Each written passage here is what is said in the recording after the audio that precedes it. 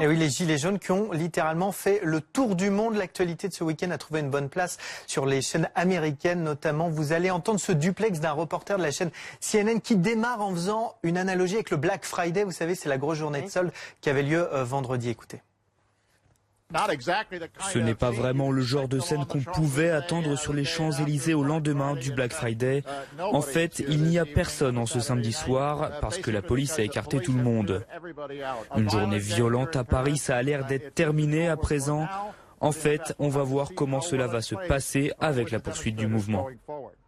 Et les images se sont aussi retrouvées dans les grands shows d'infos à la télé américaine, notamment regardez dans l'émission Today. C'est la matinale la plus suivie aux États-Unis sur la chaîne NBC.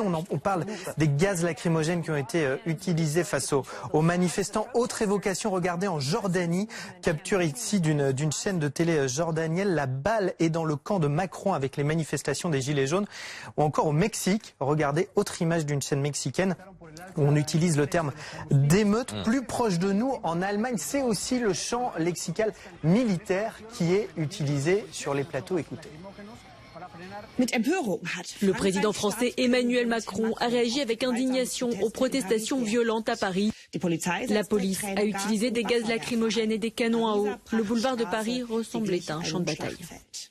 Voilà, le boulevard de Paris pour parler évidemment des Champs-Élysées. Large couverture aussi en Italie sur la chaîne info Sky où en plus de ces duplex, cette reporter a diffusé bon nombre de photos sur les réseaux sociaux, notamment sur Twitter, avec des photos assez impressionnantes de ce qu'elle suivait ce week-end sur les Champs-Élysées. D'ailleurs, certains utilisateurs l'interrogent sur ses conditions de travail, lui a demandé si c'était dangereux ou non d'être sur les champs. Elle a répondu ceci: à part un coup pris avec une balle en caoutchouc, tout va bien, merci.